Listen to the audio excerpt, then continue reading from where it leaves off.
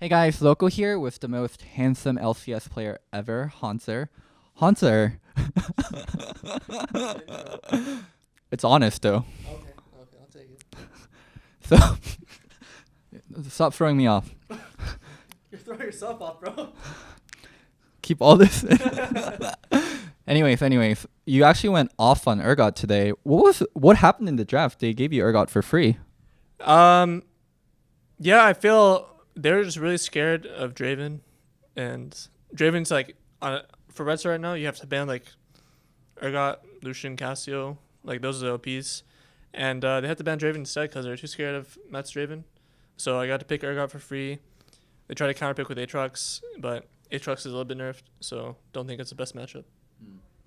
So Matthew played Draven once on stage with Tom Kench, and he actually didn't do well with it. I don't think he even cashed in. He was like 0-0 something, or he lost all his stacks. Is he actually good on Draven? Oh, he's definitely good on Draven. Like, I think the reason teams are banning is because of our scrim results. Like, they just don't want to get smashed too hard in lane, and it's very possible for it to happen on stage. So they're just banning it, so they don't want to play against it. So I would imagine the atmosphere was a lot better now that you guys picked up a lot of wins. But what was it like being 0-4 after being on such a prestigious roster on TSM? Like, you guys won multiple championships, and then you join a new org, you go 0-4, and then you start self-doubting. Like, you're like, oh man, maybe I'm not that great. Like, I'm really curious how it felt for someone like you who was all the way up there and then went all the way down to 0-4. Well, after last year, I was kind of used to losing. Last year was not a good year either.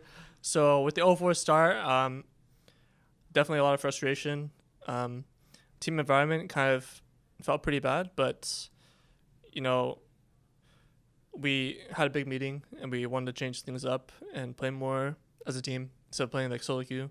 Because that's what it really felt like before. We were just playing solo queue. We still have a lot to work on, but overall the team mindset has shifted a lot. When you say playing more as a team, does it mean just picking late game team comps and you playing a tank? Because, I mean, honestly, that's what it looks like. Like, no flame, NA teams aren't willing to play the priority champion, where you sort of war with Rise and stuff, and then now you're just back to playing tanks, frogging on a late game carry, and it's this slow NA ram, slow team fight. Yeah, I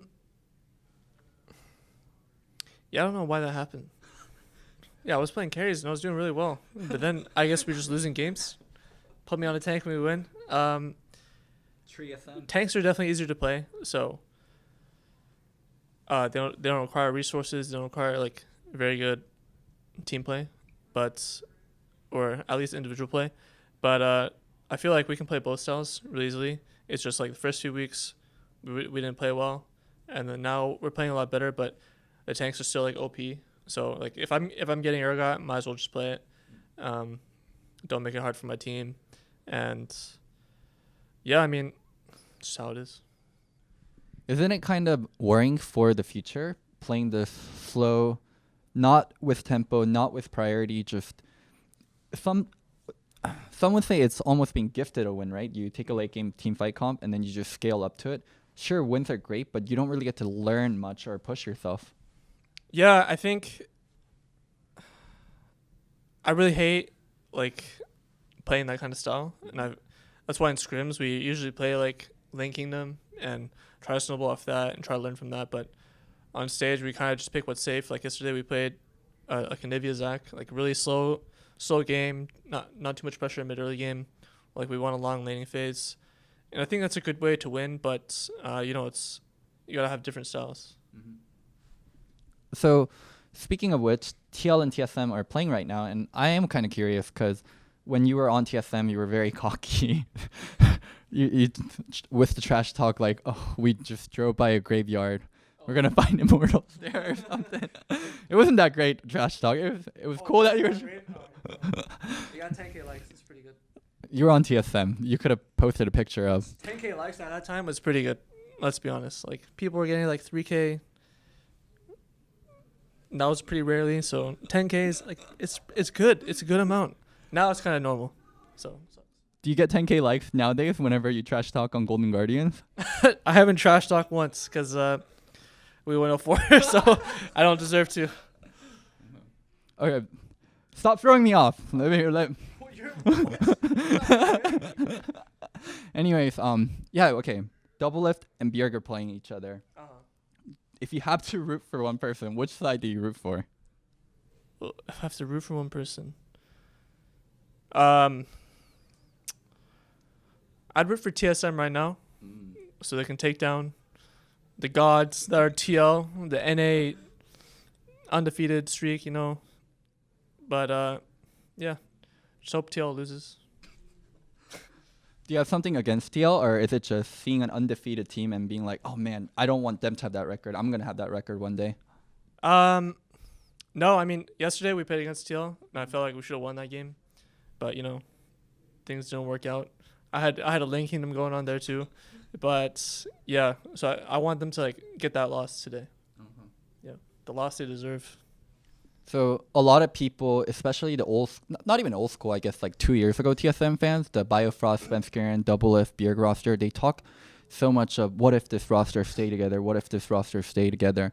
Do you think that roster, if maybe people force the contract and force people to stay together, if it stayed together, it would have done well? Because some people say stuff like, no, actually after that year, like if that roster stayed together, they still would have failed. No, domestically, I feel like we would still be winning every championship. But the reason for the change was international success, and, well, we didn't make it there. A bit of a blower. But you know, there's definitely some faults to the team that on an international stage that, like, 2 years in a row couldn't be fixed. So that was the reason for the change. But I feel like if we're going to play that same team right now in LCS, like we would be on top. Well, what about this Golden Guardians roster? Where do you see the future of this team? Like for some people, they thought this would get tense again, but obviously with the wins you guys picked up, it's nowhere close to that. I've said it before, I think we're going to be a top 3 team by the end. Like we've had a rough start, but we're learning a lot. And what I think, like I said before, we're going to make playoffs and see how well we do there. For you guys to make top 3, do you think what needs to change? Like what needs to happen for actually it to go through? Just more priority on the fundamentals. Like right now, like we're a new team. Our vision control, I'd say, is one of our weakest points. Like if you just watch our VODs, like you can tell like we don't have very good vision around the map. So we're working on that. And then try not getting like too psyched out by like what other people play in different regions. Like we're just going to pick like what we think are best and what we're comfortable with and play like that. Like we're not going to copy Korean meta. We're not going to copy what G2 is doing. We're not going to copy like what TL is doing. We're just going to play our own game and play from there. So a lot of people say that's just playing an NA style, like you need to learn from the best. Don't you think you need to take ideas from the regions that are doing better? Or do you think you can create something on your own that has value and that you can win with? I think it's good to take other things in mind. Like say if they're playing like brand top, for example, in LCK, I'm like, I'm gonna try it out and see if it's good. If I feel it's good, then I'm gonna play it. But if not, then I won't pick it up. Well, Hauntzer, thank you so much for the interview. Do you have any final words for your fans, GGS fans, anyone that's watching? Keep supporting us. We're doing better now. Hopefully we won't keep losing. It looks like we're on the upswing, so just stay tuned. Stay tuned. If you guys enjoyed the coverage and think Hauntzer is handsome, don't forget to subscribe. Thank you so much to Low Key Community for making this interview happen. If you guys want to support them, the link is going to be down in the bio.